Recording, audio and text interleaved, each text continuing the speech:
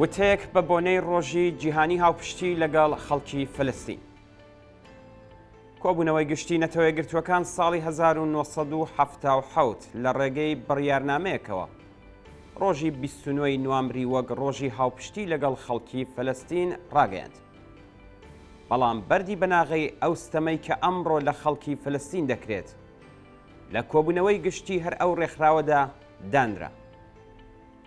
ڕۆژی چواردەی ئایاری 1948 ئاژانسی یەهود ناوەندێکی پێک هاتوو لەو ڕێکخراوانەی کە ئاسانکاریان دەکرد بۆ کۆچی یەهودیەکان بەرەو فلستین بە پێکهێنانی هاوپەیمانیەک لە کۆمەڵێک ڕێکخراوی چەکداری یەهودی کە زەویان بۆ نیشتەجێبوونی کۆچبەران دابین دەکرد سربەخۆیی یەهودیەکانی ڕاگەیاند و ناوی لێنرا ئیسرائیل. ڕۆژی 29 ئاڤریلی هەمان ساڵ ڕێکخراوی نەتەوە یەکگرتووەکان دەوڵەتی ئیسرائیلی بە فەرمی ناسی و هاوکات لەسەر پێویستی دروستبوونی دەوڵەتێکیش بۆ فلستینیەکان جەختی کردەوە. ئەوە لە کاتێکدا بوو کە پشکی یەهودیەکان نەغد و پشکی فلستینیەکانیش وادەی سەرخەرمان بوو. یەهودیەکان بەر لەوە دەوڵەتی خۆیان پێکێنابوو و فلستینیەکانیش لەلایەکەوە خاوەنی ڕێبەری و ڕێکخراو نەبوون و لەلایەکی تریشەوە بەشێکی زۆر لەو خەڵکە بە زۆر لەسەر خاکەکەی خۆیان دەرکرابوون.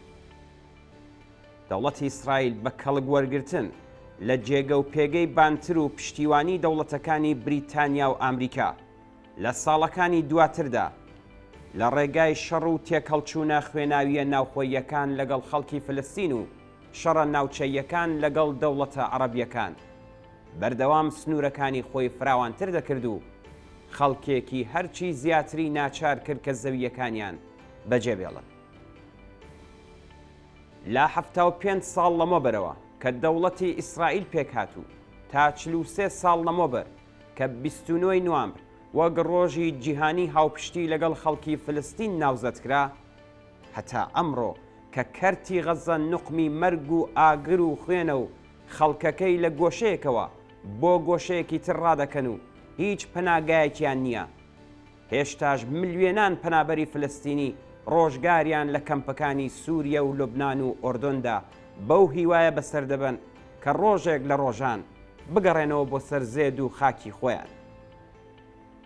2,200,000 کەسیان لە گەورەترین زیندانی سەراواڵەی جیهان کە لە کەرتی غەزەیە لە گەماڕۆی تەواوەتی دەوڵەتی ئیسرائیل لەو پەڕی هەژاری و نەخۆشی و بەشمەینەتیدا دەژین. تەنانەت ئاو کارەباکەشیان لەلایەن دەوڵەتی ڕەگەزپەرستی ئیسرائیلەوە بە بارمتە گیراوە. هاوکاری ڕێکخراوە خوێرخوازیە نێودەوڵەتیەکانیش لە هیچ ڕێگایەکەوە ناتوانێت بگاتە ئەو خەڵکەستەم لێکراوە و بێبەشە جگە لەو دەواازانەوە کە لە ژێر کۆنتترۆڵی دەوڵەتی ئیسرائیلدایە. لە کەناری ڕۆژاوا بەردەوام و یەک لە دوای یەک شارۆچکەی یەهود نشین دروست دەکەن و خەڵکی فلستینیان لە پشت دیوارە بەرزە کۆنکرێتەکانەوە گەماڕۆداوە. مێژووی ململانەی نێوان عەرەبە فلستینیەکان و کۆچبەرە یەهودیەکان دەگەڕێتەوە بۆ لانی کەم پێش کۆتایی هاتنی جەنگی جەهانی یەکەم و واژۆکردنی ڕێکەوتنامەی سایکس پیکۆ لە نێوان دوو وڵاتی سەرەکی سەرکەوتووی ئەو شەڕە واتە بریتانیا و فەڕەنسا. ڕێکەوتنێکی کە بەو هۆیەوە سەرزەمینەکانی ژێردەسەڵاتی دەوڵەتی شکەست خواردووی عوسمانی دابشکران بەسەر ناوچەکانی ژێردەسەڵاتی بریتانیا و فەڕەنسەدا. ڕێکەوتنێکی پاوانخوازانەی کە هەم پرسی کورد و هەم پرسی فلستینی وەک برینێکی چارەسەر نەکراو هێشتەوە و 100 ساڵ ئازار و مەینەتی و ئاوارەیی و بێبەشی و کوشتاری بەسەر هەردوو نەتەوەکەدا سەپان.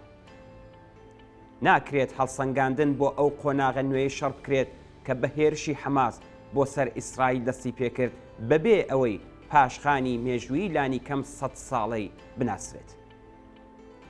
هەموو ساتەکانی ئەم مێژووە لە هەردوو دیوی ئەم مەلمەلانەیەدا وەک بەشێکی گرنگی مێژووی هاوچەرخی جیهان ڕوون و بەڵگەدارن. سەبارەت بەم مێژووە خوێناویە بە سەدان کتێب و هەزاران بابەت نووسراون و هەزاران بەڵگەنامە وێناکراوە. بۆ ئەوەی نەکەوینە داوی شیکاریەکی ڕووکەش و سۆزداری و هەندێک جاریش فری و دەرانەوە پێویستە بە وردی لێکۆڵینەوە لەم مێژووە بکرێت بۆ دەرک و ناسینی خواستی ڕەوای خەڵکی ستەملێکراوی فلەستین واتە مافی دیاریکردنی چارەنووس و ئەوەی کە بۆچی ڕێکخراوی نەتەوەی گرتووەکان ساڵی 1970 لەژێر گوشاری ڕای گشتی جیهاندا ناچار دەبێت 29 نوامبر وەک ڕۆژی هاوپشتی لەگەڵ خەڵکی فلەستین ڕابگەێنێت هەرەوەندە بەسە کە چاوێک بە لیستی ئەو بڕیارنامانەدا بخشێنین کە ئەم ڕێکخراوەیە لە ڕۆژی پێکهاتنی دەوڵەتی ئیسرائیلەوە واتە لە ساڵی 1948ەوە تا ئەمڕۆ دەری کردووە. کۆبوونەوەی گشتی ڕێکخراوی نەتەوەی گرتووەکان تا ئێستا زیاتر لە 200 بڕیارنامە و شۆڕای ئەمنیەتی ئەم ڕێکخراوەیەش زیاتر لە 130 بڕیارنامەی سەبارەت بە مەحکومکردنی داگیرکاریەکانی ئیسرائیل و کۆتایی هێنان بە دروستکردنی شارۆچکە یەهودی نشینیەکان لە خاکی فلستینیەکاندا و گەڕانەوەی ئاوارە فلستینیەکان بۆ سەر خاک و زێدی خۆیان دەرکردووە.